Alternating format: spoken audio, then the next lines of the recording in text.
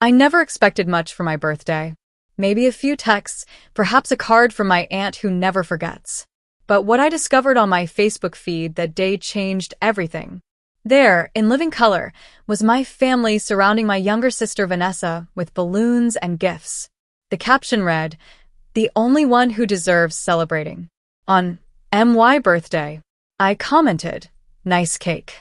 My mother replied, "At least someone's worth baking for." That night, I smiled, replied, "Enjoy it, while you can." Then made one transfer and sent 2 emails. Before I dive into this story about family betrayal and what happened next, I'd love to know where you're watching from.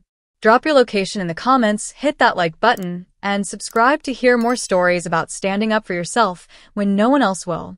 Trust me, you'll want to stick around to hear what happened when my sister's landlord called 12 days later. I woke up on my 28th birthday with modest expectations. That's how it had always been. I'm Natalie Morgan, and birthdays in our family were never a big deal, at least not mine. The sun filtered through my apartment blinds as I went through my morning routine, the same as any other Tuesday. A quick shower, a bowl of yogurt with granola, and 2 cups of coffee while scanning my email. No birthday messages yet, but I wasn't surprised. My mother, Diane, usually remembered sometime around dinner. My father, George, would be reminded by her. And my sister Vanessa? Well, she was perpetually absorbed in her own life. I straightened my blouse, grabbed my purse, and headed to the accounting firm where I'd worked for the past 4 years. The commute gave me time to reflect on past birthdays. The sweet 16 my parents forgot because of Vanessa's dance recital, the 21st spent alone because they were visiting Vanessa at college, the promotion celebration last year that they all left early because Vanessa called with an emergency that turned out to be a flat tire. Happy birthday, I whispered to myself as I pulled into the parking garage. At lunch, I scrolled through Facebook while eating my salad at my desk. That's when I saw it. Photos posted just hours ago. My family gathered around Vanessa in our parents' living room. Balloons. Gifts. A cake with candles. The familiar banner we used for special occasions hanging on the wall. The caption punched me in the stomach. The only one who deserves celebrating. Today. My birthday. And they were celebrating her. I rushed to the bathroom, phone clutched in my hand, and locked myself in a stall. My hands shook as I zoomed in on the photos. There was my mother, beaming with pride. My father, arm around Vanessa. Aunts, uncles, even my grandmother, who claimed she couldn't travel anymore. All there. For her. When I returned to my desk, my coworker Olivia Peterson glanced at me with concern. You okay? You look like you've seen a ghost. Ai fine, ilid, forcing a smile. Just a migraine coming on. I tried to focus on the quarterly reports in front of me, but my mind kept returning to those photos. At 3:45 p.m., I checked Facebook again. The post had dozens of likes and comments congratulating Vanessa on what exactly? It wasn't her birthday. It wasn't her graduation. Just a random Tuesday that happened to be MY birthday. My fingers hovered over the keyboard before I typed, "Nice cake." 15 minutes later, my phone buzzed with a notification. My mother had replied, "At least someone's worth baking for." I stared at the screen, her words burning into my retinas. Years of being the afterthought, the responsible one who never got the celebration, the recognition, the love, it all crystallized in that moment. I smiled, a calm settling over me like I never felt before, and replied, "Enjoy it, while you can." The favoritism started early. I can pinpoint the exact moment I realized my parents would always choose Vanessa over me. I was 8, Vanessa 5. I'd won the spelling bee at school, beating kids 2 grades above me. I rushed home, certificate clutched in my small hands, bursting through the door to tell my parents. "Not now, Natalie," my mother said, not even looking up. "Vanessa learned a new dance routine today. Show mommy and daddy, sweetie." I stood in the doorway, certificate crumpling in my grip, as my parents oohed and awed over Vanessa's clumsy twirls. Later, I taped my certificate to the refrigerator myself. It was gone the next morning, replaced by Vanessa's finger painting. As we grew, the pattern only intensified. Vanessa's Sweet 16 was an extravaganza with 50 guests, a professional DJ, and a designer dress. My 16th birthday, 3 years earlier, had been acknowledged with a store-bought cake after dinner. My mother claimed they couldn't afford more until Vanessa's turn came. Your sister is more social, my father explained when I questioned the disparity. She needs these things more than you do. In high school, I maintained a perfect 4.0 GPA, was editor of the yearbook, and got accepted to Northwestern University with a partial scholarship. My parents attended my graduation, but left the ceremony early because Vanessa, a freshman, had a minor role in the spring play that evening. You understand, don't you, Natalie? My mother said. This is important to your sister. College was where the financial inequity became impossible to ignore. Despite my scholarship, I worked 30 hours a week at the campus bookstore and took out loans to cover the remainder of my tuition and expenses. Meanwhile, Vanessa attended Boston University entirely on our parents' dime, despite her mediocre grades and tendency to change majors every semester. Your sister doesn't have your work ethic, my father said during a rare phone call. She needs the support more than you do. When I graduated summa cum laude with a degree in accounting, my parents attended the ceremony, but spent most of it talking about Vanessa's semester abroad in Barcelona. At dinner afterward, they left early to drive to the airport to pick her up. At 22, after starting my first professional job, I finally confronted them during a Sunday dinner. Do you realize how unequal your treatment has been? I asked, my voice shaking despite my preparation. Do you understand how it feels to always be an afterthought? My mother looked genuinely confused. Don't be dramatic, Natalie. We've always supported both of you equally. You've always been the strong one, my father added. Vanessa needs more guidance. Being strong shouldn't mean being ignored, I said. Vanessa rolled her eyes. God, Natalie, not everything is about you. The irony was staggering. 6 months ago, I received a promotion to senior accountant. When I called my parents to share the news, my mother interrupted me mid-sentence. That's nice, honey, but guess what? Vanessa decided to drop out of her graduate program. Isn't that brave? She's going to find herself for a while.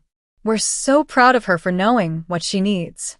The last holiday gathering before my birthday incident was Thanksgiving at my parents' house.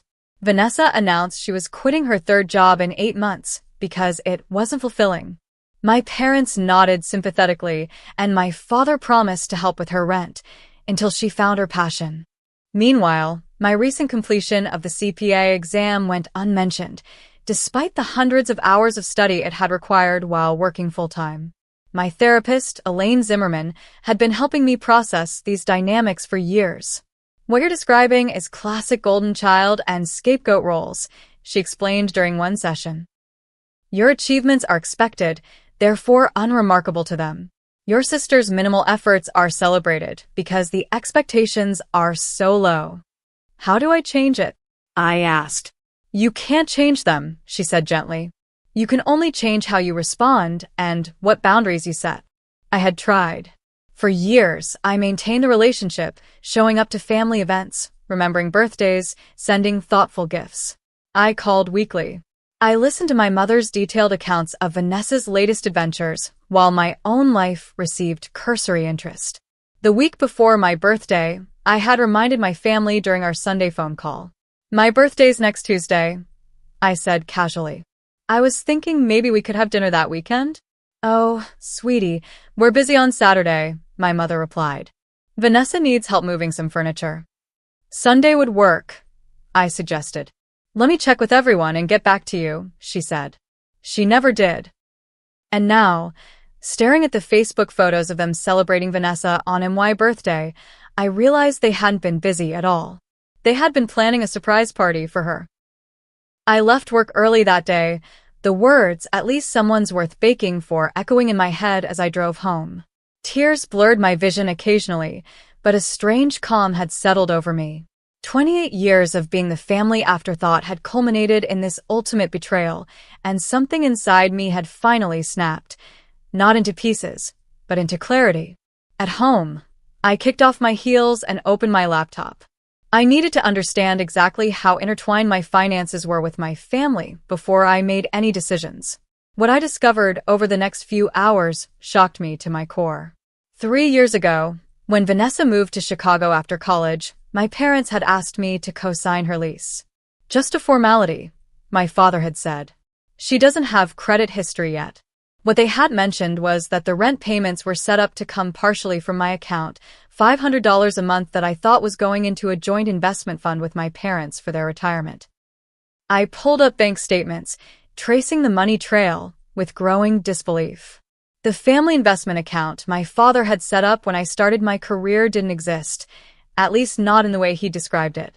Instead, my monthly contributions had been flowing into a joint account my parents controlled, from which they paid part of Vanessa's rent, utilities, and even her credit card minimums.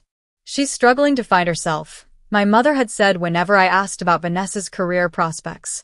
We're just helping her through this phase. I never realized we included me, without my knowledge. My hands shook as I pulled up the lease agreement I'd signed. There it was in black and white. I wasn't just a co-signer. I was legally the primary tenant, with Vanessa as an occupant. The landlord, Roland Hayes, likely had no idea we were sisters. From his perspective, I was renting the apartment and allowing Vanessa to live there. I picked up my phone and called Tyler Williams, my financial advisor. Tyler, I need to understand my options regarding some financial entanglements with my family, I said when he answered. Over the next hour, Tyler walked me through my rights and responsibilities. As the primary leaseholder, I was ultimately responsible for the apartment, but I could remove myself with proper notice to the landlord. The automatic payments could be stopped immediately. The joint account with my parents could be frozen or closed, though my parents would be notified. This seems sudden, Tyler noted. Are you sure you want to make these changes all at once? I've never been more certain of anything, I replied. After hanging up, I researched tenant laws in Illinois. Chicago had specific ordinances protecting tenants, but also clear procedures for ending lease agreements. I read every word, taking careful notes. Then I researched apartments in Vanessa's price range, her actual price range, without my subsidizing her lifestyle. I wasn't trying to make her homeless. I just wanted her and my parents to face reality. For a moment, doubt crept in. Was I overreacting to a birthday slight? Was this too extreme a response to years of emotional neglect? I reopened Facebook and stared again at the photos. The caption mocked me, the only one who deserves celebrating. My mother's comment burned anew. At least someone's worth baking for. No, this wasn't an overreaction. This was long overdue. This was me finally acknowledging what my family had shown me for years. I was valuable to them only as a resource, never as a person deserving celebration in my own right. I made a list of the actions I needed to take, considering each carefully. This wasn't about revenge. It was about justice and self-respect. I wouldn't be cruel or malicious. I would simply stop enabling the dynamic that had caused me pain for decades. My plan took shape over a glass of wine and a birthday cupcake I'd bought myself at the bakery near my apartment. By midnight, I knew exactly what needed to be done. First, I would stop all automatic payments related to Vanessa's expenses. Second, I would email Roland Hayes explaining that I would no longer be responsible for the apartment after the required 30-day notice period. Third, I would email my parents informing them of these changes, not as a threat or a negotiation tactic, but as a simple statement of fact. I wouldn't be cruel, but I would be clear. I wouldn't engage in emotional arguments. I would simply disentangle myself financially and let the chips fall where they may. As I blew out the single candle on my cupcake, I made a wish, not for revenge, but for freedom from the role I'd been cast in since childhood. Tomorrow would be the first day of my new life, one where I valued myself even if my family didn't. The morning after my birthday dawned with unusual clarity. I woke before my alarm, made coffee, and sat at my kitchen table with my laptop. The house was quiet, matching my inner stillness.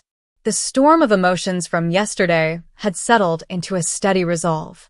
First, I organized all the relevant documents, the lease agreement, bank statements showing the transfers, emails from my parents about the investment account, and screenshots of yesterday's Facebook exchange. I created a folder on my desktop labeled Financial Independence, because that's what this was about. Not revenge. Independence. At 8:30 a.m., I called my friend Stephanie Rivera, a lawyer specializing in family law. I need some advice on disentangling my finances from family members, I explained, outlining the situation. You're well within your rights, she confirmed after hearing the details. Just make sure everything is documented and communications are clear and unemotional. This isn't about punishing them. It's about establishing proper boundaries. Exactly, I agreed. After our call, I logged into my bank account. With 3 clicks, I canceled the automatic payment to the joint account my parents controlled.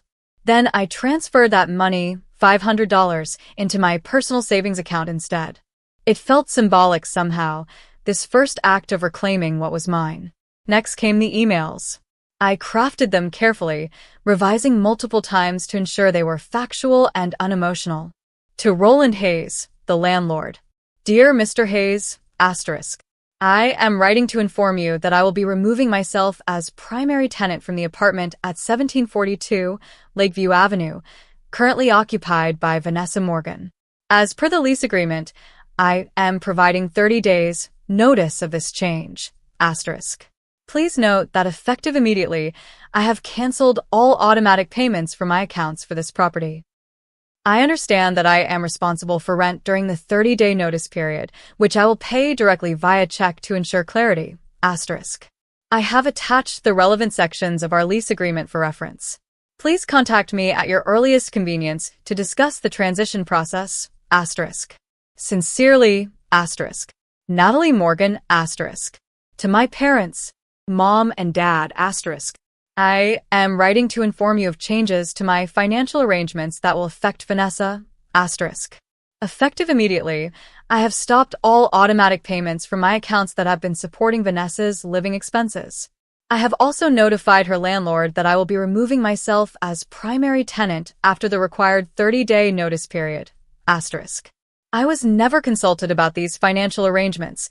They were presented to me as investments for your retirement. I cannot continue to financially support Vanessa without my consent. This is not open for discussion or negotiation.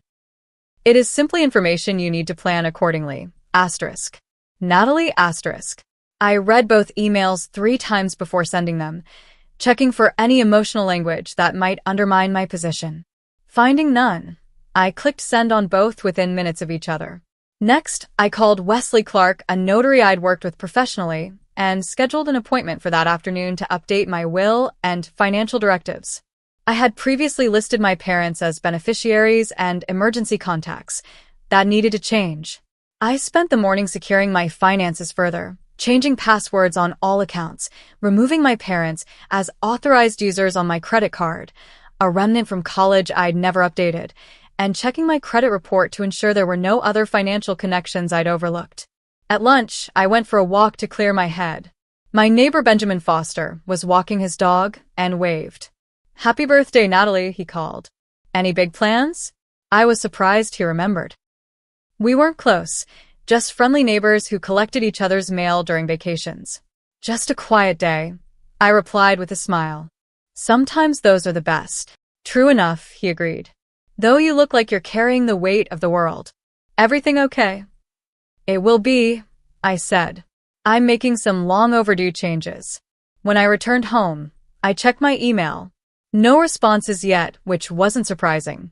My mother rarely checked email more than once a day, and Roland Hayes was probably busy with other properties. The afternoon passed with a strange mix of anxiety and relief. Part of me kept checking my phone, expecting angry calls or texts. Another part felt lighter with each hour that passed, as if I was physically shedding a burden I'd carried for years. By evening, I'd met with Wesley, updated my legal documents, and prepared a simple dinner for myself. I opened a bottle of wine I'd been saving for a special occasion and poured a glass. "Happy birthday to me," I said to the empty apartment, and for the first time that day, I actually meant it. I slept surprisingly well that night, dreamless and deep. Whatever storm was coming, I was ready. I had taken the first step toward valuing myself in a way my family never had, and regardless of the fallout, I knew I wouldn't regret it. The first 3 days after sending the emails passed in strange silence. No responses, no calls, no texts. I checked my spam folder repeatedly, wondering if somehow I'd missed their reactions. Nothing. The silence itself became a weight, a held breath before the plunge. I threw myself into work, grateful for the quarter-end rush that kept my mind occupied. Still, I caught myself checking my phone more frequently than usual, bracing for the inevitable explosion. On the 4th day after my birthday, it finally came. A text from Vanessa at 10:37 a.m. There's some kind of banking error. My rent payment got rejected. Can you check your account? Asterisk. Not an error. A correction. I typed a simple response. Not an error. I've discontinued financial support for your apartment.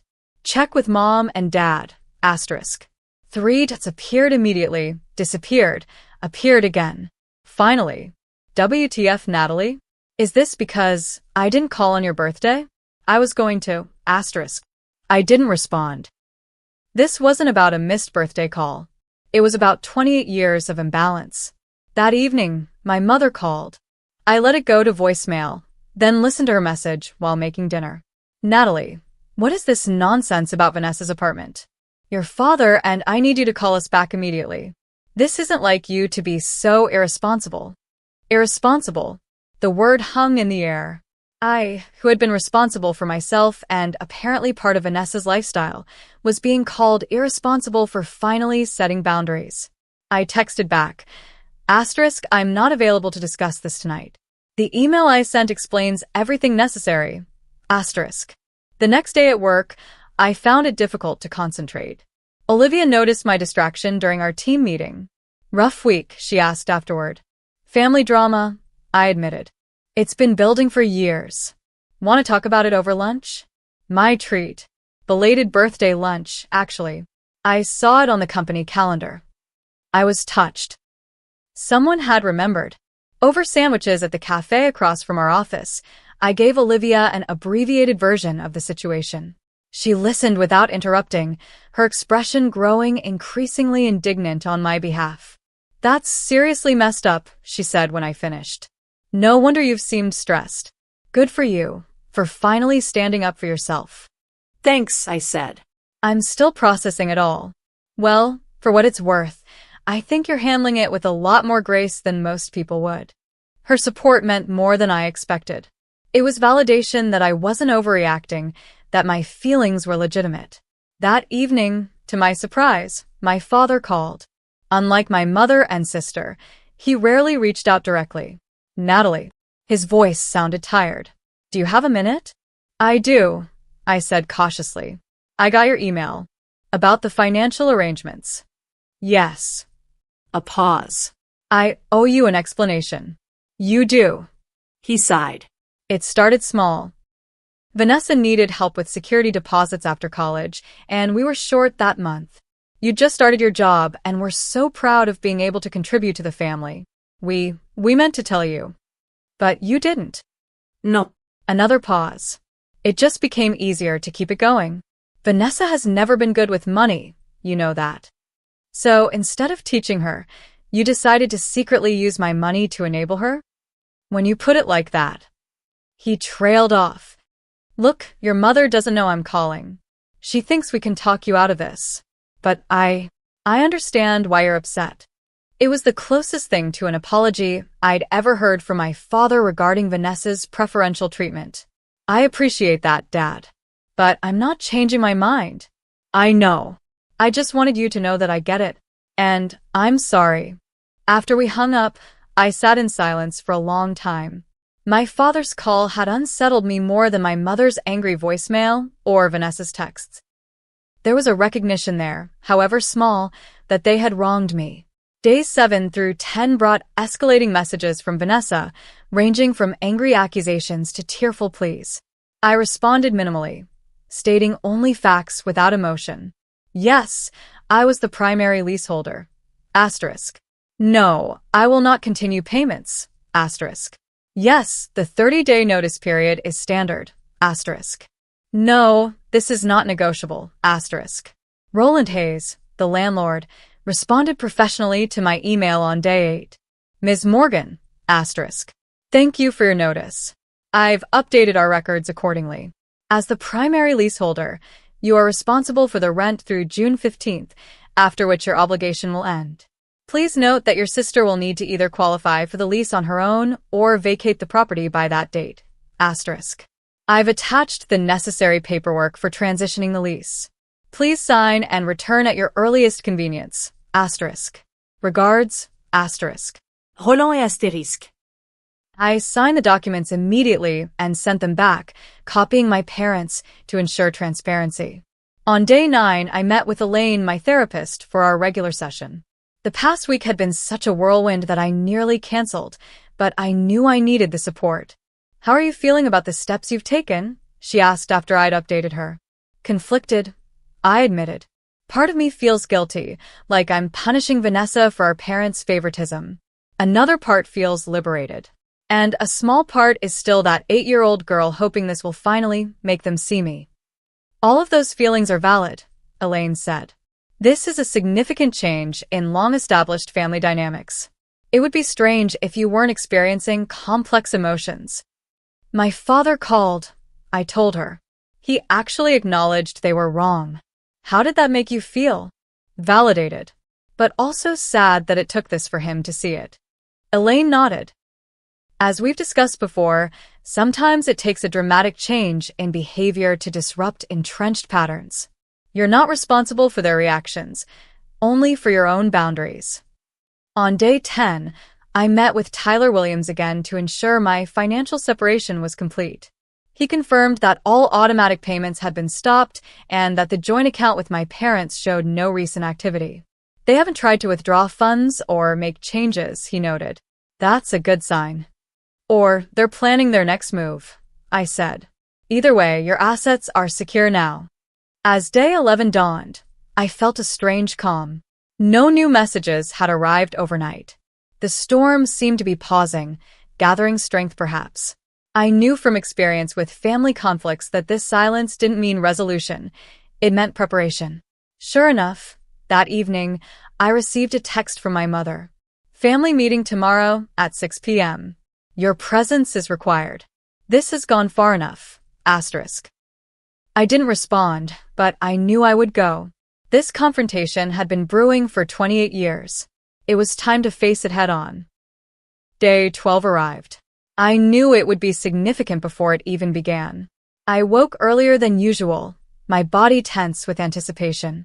At work, I moved through my tasks mechanically, my mind already at my parents' house, rehearsing what I would say and what I wouldn't. At 2:17 p.m., my cell phone rang. Vanessa's name flashed on the screen. I almost declined the call, but something told me to answer. Hello. What the hell did you do?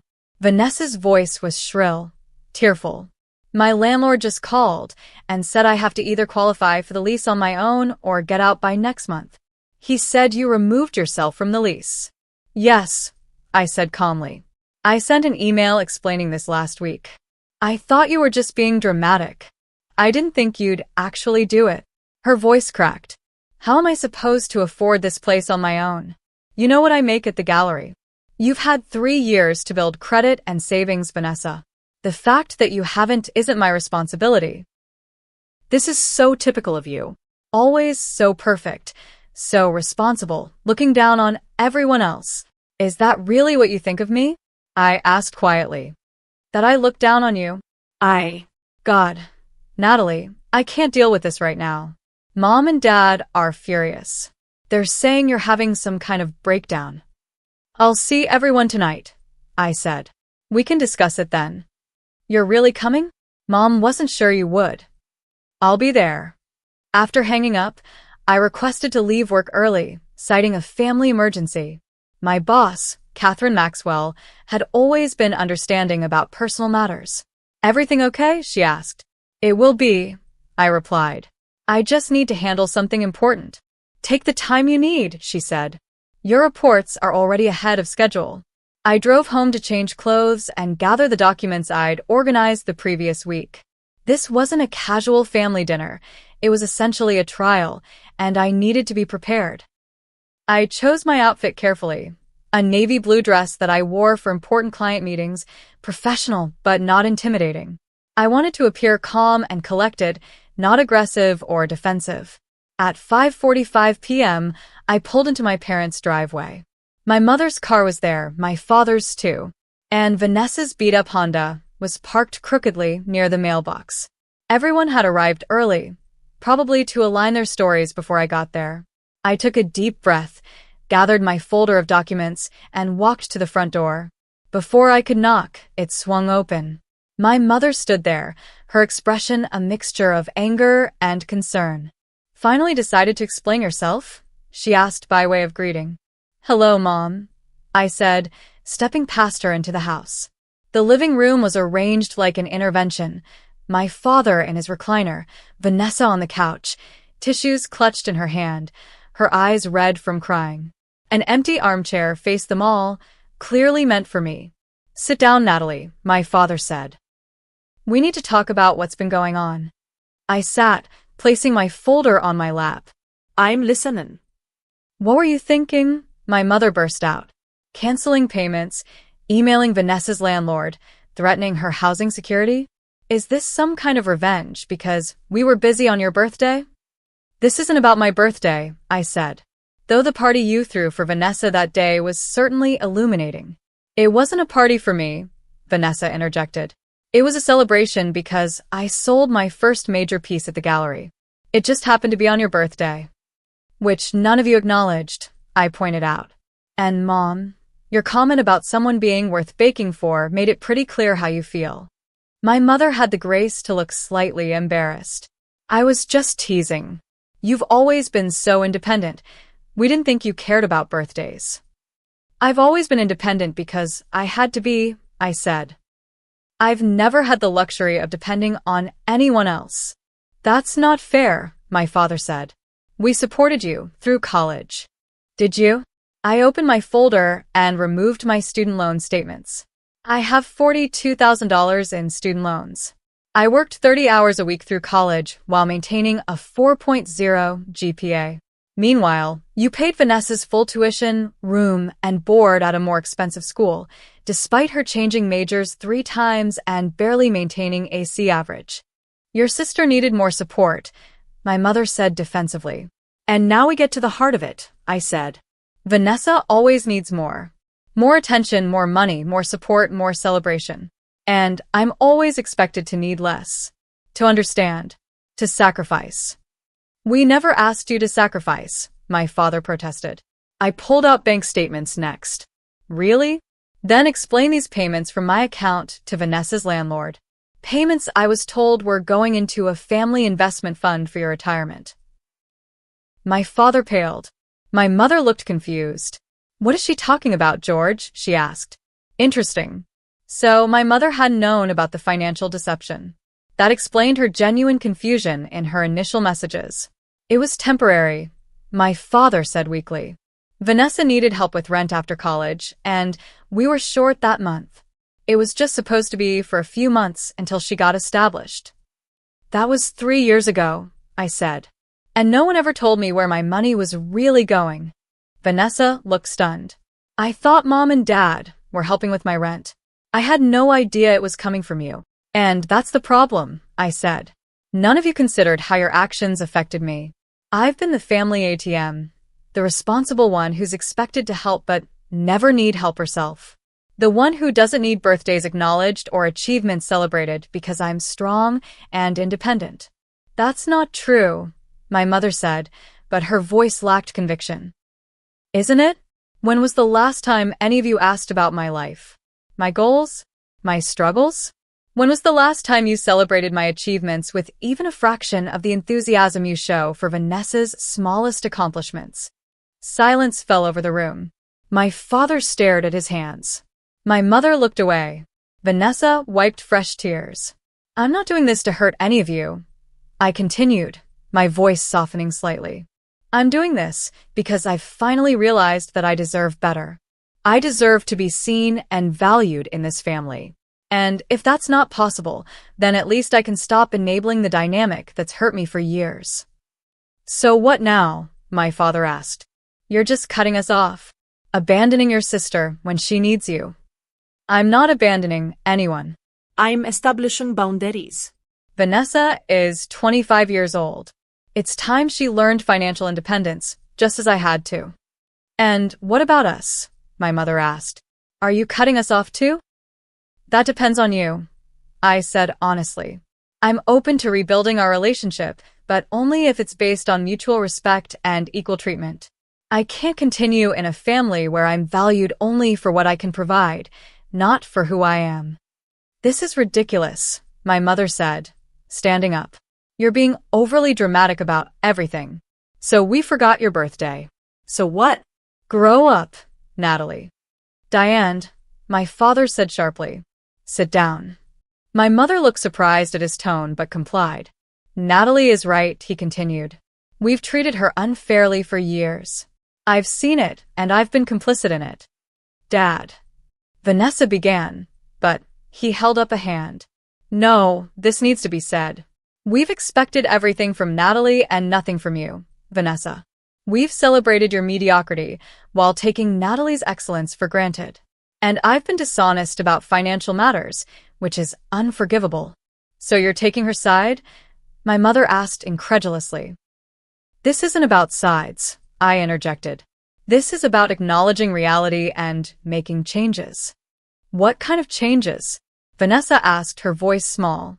For starters, complete financial separation. I will not contribute to your living expenses anymore, Vanessa.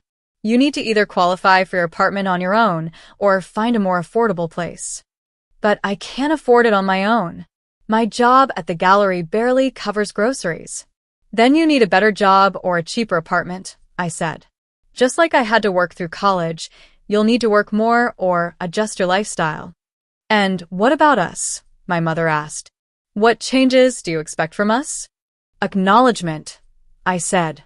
Acknowledgement of the favoritism, the unfair expectations, the taking me for granted. And a commitment to change. To see me as a daughter worthy of celebration and care, not just as a resource. And if we don't agree to these terms? My mother asked, her voice cold. Then we'll have a very distant relationship, I said simply. I won't subject myself to more of the same treatment. I value myself too much now. My father nodded slowly. You're right, Natalie. And I, for one, am sorry. Truly sorry for how we've treated you. The sincerity in his voice brought unexpected tears to my eyes. In all our family conflicts, I never heard such a straightforward apology. Thank you, Dad, I said quietly. Vanessa looked between us, then sighed heavily. I didn't know, she said. About the money, I mean. I thought Mom and Dad were helping me. But I guess I have taken you for granted too. My mother remained silent, arms crossed, expression closed. So what happens now? My father asked. Now, I said, gathering my documents and standing up, we all have decisions to make. About what kind of family we want to be. About what kind of relationships we want to have. I've made my position clear. The rest is up to you. I walked to the door, pausing before opening it. I love all of you, I said. But I love myself too. And that's something I should have learned a long time ago. As I drove home, I felt lighter than I had in years. The confrontation hadn't resolved everything. My mother's resistance made that clear, but truth had finally been spoken. And that was a beginning. The weeks following the confrontation were a strange new territory for our family. The carefully maintained facade had cracked, revealing the dysfunction beneath, and none of us quite knew how to navigate the exposed landscape. My mother's initial response was predictable. She retreated into wounded silence, then attempted to rally extended family to her cause. I received concerned calls from my Aunt Patricia and Uncle Raymond, both delicately probing about my issues with the family. Your mother is worried about you, Aunt Patricia said. She says you're having some kind of breakdown. I'm actually healthier than I've been in years, I replied. But I understand why she might see boundaries as a breakdown. Families should support each other, Uncle Raymond admonished during his call. I agree completely, I said. That's exactly what I'm asking for. Mutual support, not one-sided sacrifice. To my surprise, my cousin Rachel Bennett called a few days later. I know Mom and Dad called you, she said. I just wanted you to know that not everyone is buying Aunt Diane's version of events. Some of us have seen how they treat you versus Vanessa for years. Her support was unexpected and deeply appreciated. My father, true to the remorse he'd shown during our confrontation, made consistent efforts to rebuild our relationship. He called regularly, asked thoughtful questions about my work and life, and, most significantly, began individual therapy. I need to understand why I participated in the favoritism, he told me during a coffee meeting 2 weeks after the confrontation. I love both my daughters. I never meant to hurt you. I know, Dad, I said. Intent and impact are different things. That's exactly what my therapist said, he replied with a sad smile. Vanessa's reaction was the most complex. The initial shock and anger gave way to a confused sort of identity crisis. Her entire self-concept had been built around being the special one, the one who needed extra care and support. Finding out that much of that support had unknowingly come from me, and that it was now gone, sent her into a tailspin. She alternated between tearful apologies and resentful accusations, sometimes within the same conversation. Her texts would start with, "I understand why you're upset," and end with, "You're punishing me for how Mom and Dad treated you, which isn't fair." The landlord situation forced her hand, however. Roland Hayes was firm about the lease transition. Either Vanessa needed to qualify on her own, or she needed to vacate. Her gallery job didn't provide nearly enough income to qualify, and our parents, still reeling from the confrontation, were hesitant to step in. "What am I supposed to do?" she wailed during a phone call. "Live on the street?" "You have options," I said calmly. "Get a roommate. Find a better-paying job. Move to a less expensive apartment." These are the kinds of decisions most adults have to make. It's so easy for you to say that. Everything always comes easily to you. Nothing has come easily to me, Vanessa. I've worked for everything I have. Now you need to do the same. A month after the confrontation, my mother finally reached out directly. Her email was stiff and formal, but it was communication. "Natalie, asterisk. Your father suggests we attempt family therapy to address the concerns you've raised. While I maintain that you have overreacted to perceived slights, I am willing to participate for the sake of family harmony. Asterisk. Please let us know your availability for an initial session. Asterisk. Mom, asterisk."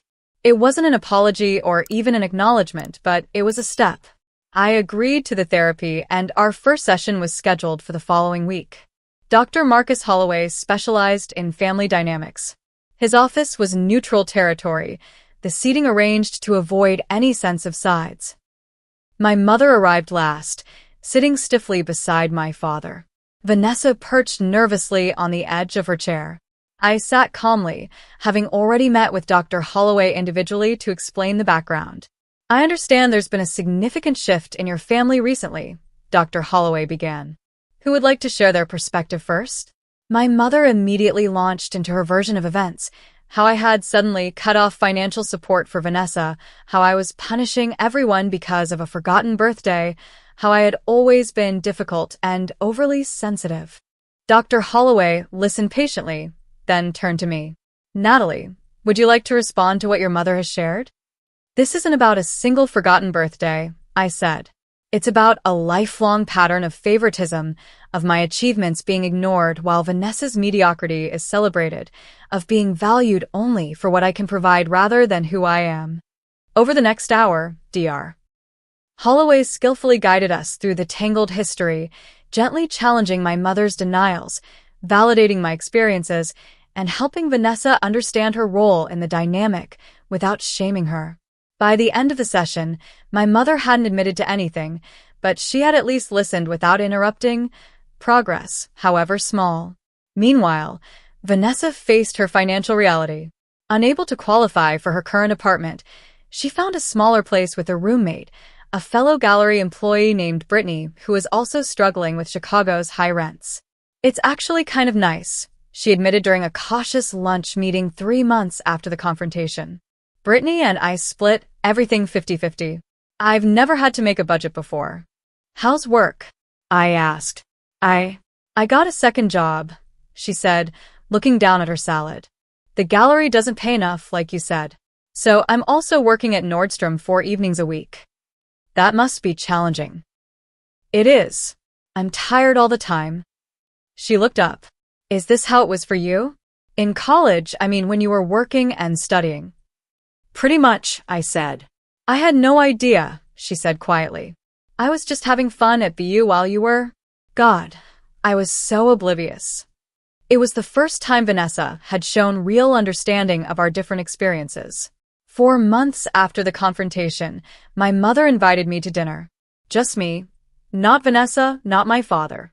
We met at a neutral restaurant, both of us slightly overdressed and overly polite.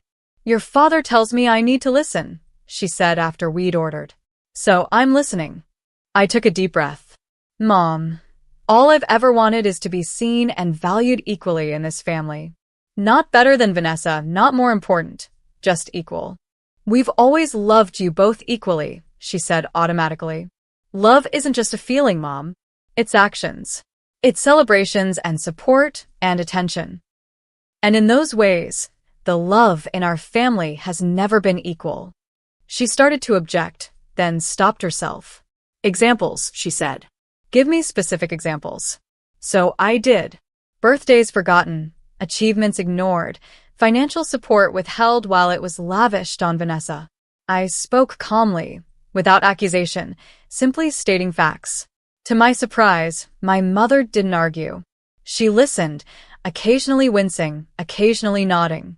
When I finished, she was silent for a long moment. I don't think I realized, she finally said. It just seemed natural to give Vanessa more attention. She was louder, more demanding. You were so self-sufficient. Being self-sufficient was my adaptation to being ignored, I said gently. It wasn't my nature. It was my survival strategy. My mother looked genuinely startled by this perspective. I never thought of it that way. It wasn't a full acknowledgement or apology, but it was the first crack in her denial. We finished dinner with tentative conversation about safer topics, my work, her garden club, but something had shifted between us. 5 months after the confrontation, we attempted our first full family dinner. It was awkward, stilted, with conversations starting and stopping like a car with engine trouble. But we were all there, all trying in our own ways. Vanessa arrived late, apologizing. Sorry, I came straight from work. Both works, actually. I just finished a shift at Nordstrom. How's the new apartment? My father asked. Small, she admitted, but affordable. And Brittany's a good roommate. And the gallery? I asked. I might be getting promoted to assistant manager, she said, a hint of genuine pride in her voice. Turns out showing up consistently for a year makes you management material. My mother served dinner. Nothing elaborate, just a roast chicken with vegetables. As she placed the platter on the table, she cleared her throat. I've been thinking about what you said, Natalie, about how we celebrate achievements in this family. She looked uncomfortable but determined. I want to acknowledge your promotion last year. I know it's late, but congratulations. You've always been exceptional at whatever you set your mind to. The acknowledgement, however belated, brought unexpected tears to my eyes. Thank you, Mom. That means a lot. It wasn't perfect. My mother still occasionally slipped into old patterns. Vanessa still sometimes expected special treatment. But slowly, steadily, the dynamic was changing. We were all growing, adapting, learning to relate to each other in healthier ways. And I was learning too, learning that maintaining boundaries didn't mean cutting people off, that speaking my truth didn't require anger, that family relationships could evolve if everyone was willing to do the work. 6 months after the confrontation, I sat in Elaine's office for our regular therapy session. How are things with your family? She asked. Better, I said. Not perfect, but better. More honest. And how are you feeling about yourself? I considered the question. Stronger. Clear about who I am and what I deserve. Less willing to compromise my worth for approval. Elaine smiled. That's the real victory, isn't it? Not changing them, but changing how you value yourself. I nodded. It is. And the funny thing is, once I truly valued myself, that's when things actually started to change with them too. As my 29th birthday approached, I found myself in unfamiliar emotional territory. Last year's birthday had been the catalyst for tremendous change, but it had been marked by pain and confrontation. What would this year bring? 6 months had passed since the family meeting that had broken open decades of dysfunctional patterns. 6 months of therapy, individual and family. 6 months of tentative steps toward healthier relationships. 6 months of learning who we could be to each other when truth replaced pretense. 2 weeks before my birthday, my phone rang. It was my mother. Natalie, do you have dinner plans for your birthday weekend? Your father and I would like to take you out. Nothing elaborate, just a celebration. The hesitation in her voice touched me. This was new ground for her too. I'd like that, I said. Saturday would work well. Perfect. We've made reservations at Antonio's for 7 o'clock. Antonio's was one of the nicer restaurants in town, not extravagant, but certainly a step up from the casual family dinners we'd been having during our reconciliation process. Should I invite Vanessa? I asked, testing the waters. Actually, my mother said, she's already part of the plan. But this is your celebration. We're all coming to honor you. The words honor you from my mother's lips were so unexpected that I found myself momentarily speechless. Natalie? Are you there? Yes, I managed. That sounds lovely. Thank you. The night of my birthday dinner arrived. I dressed carefully in a new dress I'd bought specially for the occasion, emerald green, a color I'd always loved but rarely wore. As I applied my makeup, I studied my reflection. I looked different somehow, more confident, more at peace. My doorbell rang at 6:30. To my surprise, it was Vanessa alone. I thought I'd ride with you, she said. If that's okay. Of course, I said, grabbing my purse. Everything all right? Yeah, she said as we walked to my car. I just wanted a few minutes with you before dinner.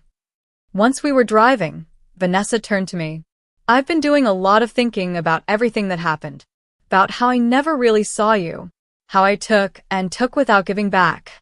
Vanessa. No, let me finish. This is important. She took a deep breath. The past 6 months have been really hard, working 2 jobs, living with a roommate, budgeting every penny. But they've also been clarifying. I understand now what you've been doing your entire adult life.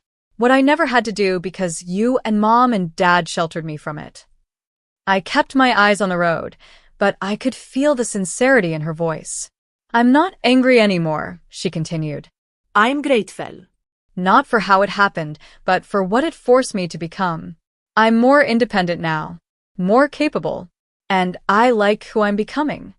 I'm proud of you, I said, and meant it. You've handled the changes with more grace than I expected. She laughed. Not at first. I was a complete mess for weeks. But eventually, I realized I had 2 choices, keep being a victim or grow up. I finally chose to grow up. We arrived at Antonio's to find my parents already seated. My father stood as we approached, pulling out chairs for both of us. Happy birthday, Natalie, he said, kissing my cheek. You look beautiful, my mother added, and there was genuine warmth in her eyes. Dinner was surprisingly pleasant. My mother had clearly made an effort to prepare topics of conversation that centered on my interests and achievements.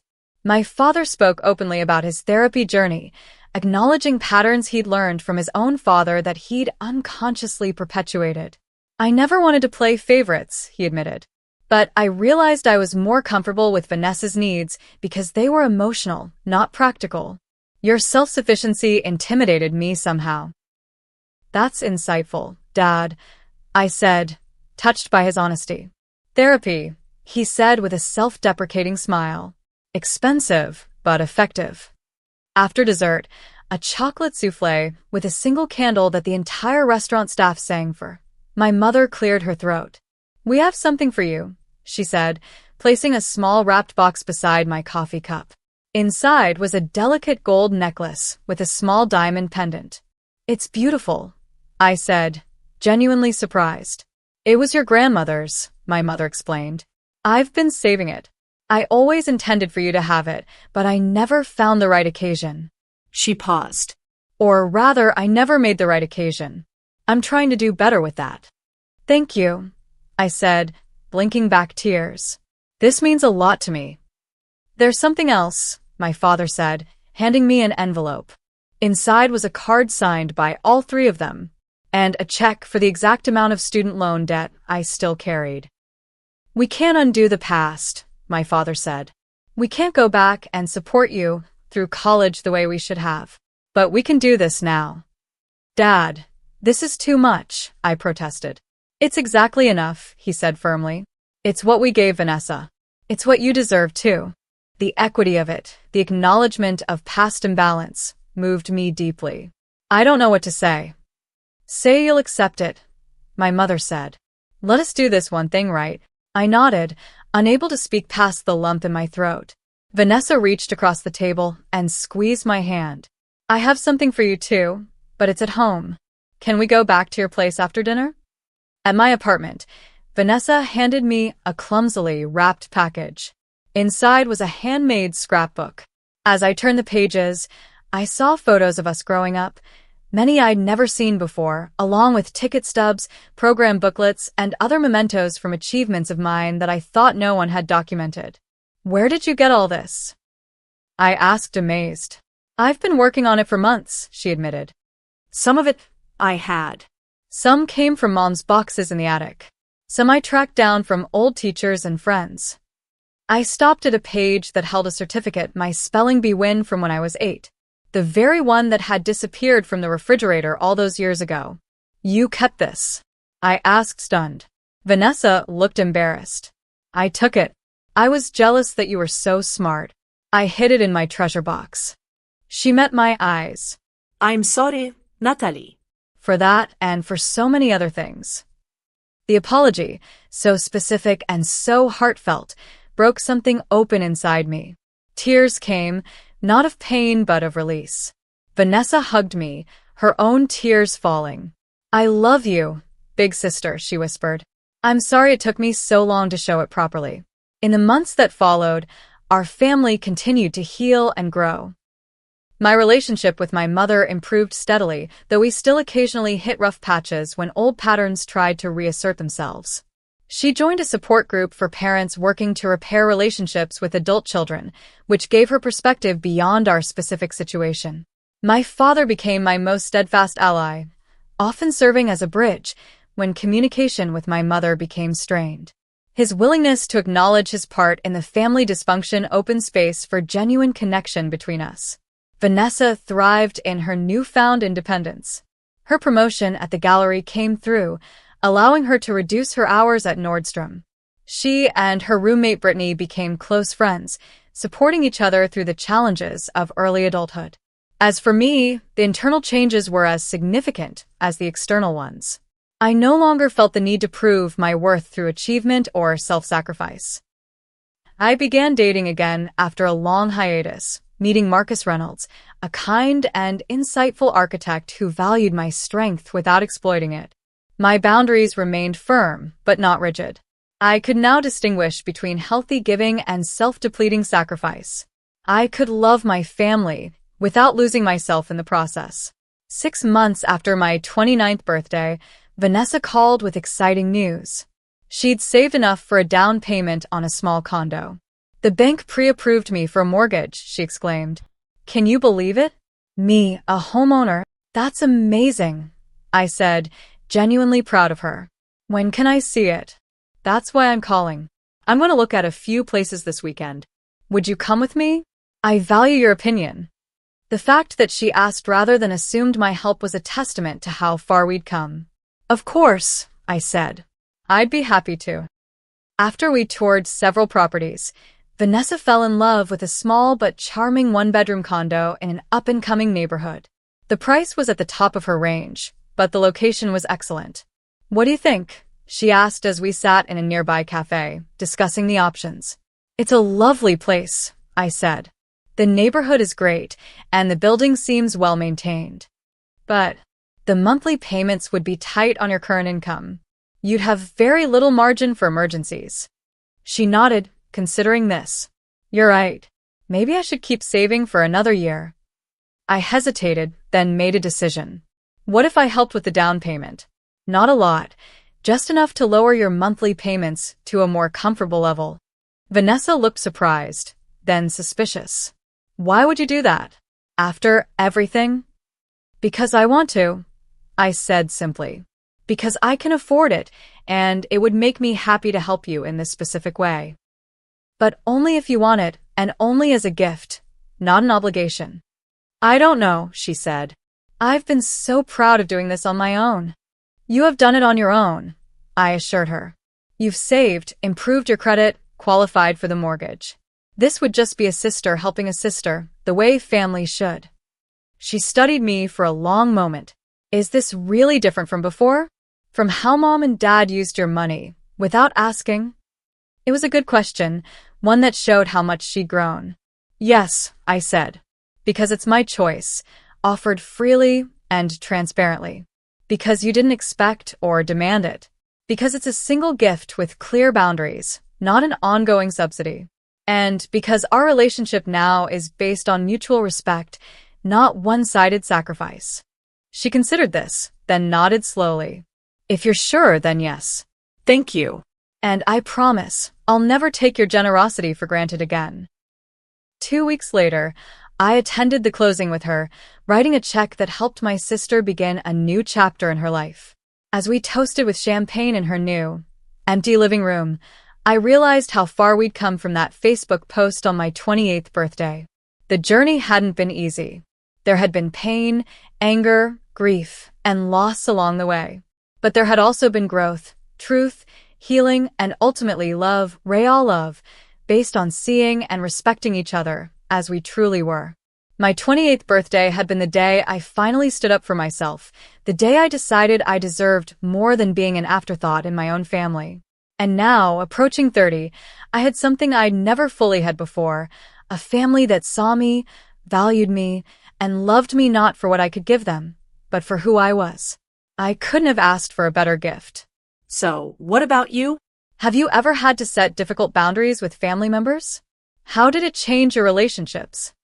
Share your experiences in the comments below, and don't forget to like and subscribe if this story resonated with you. Remember, sometimes the hardest conversations lead to the most meaningful growth. Thank you for being here, and I wish you the courage to claim your worth in every relationship in your life.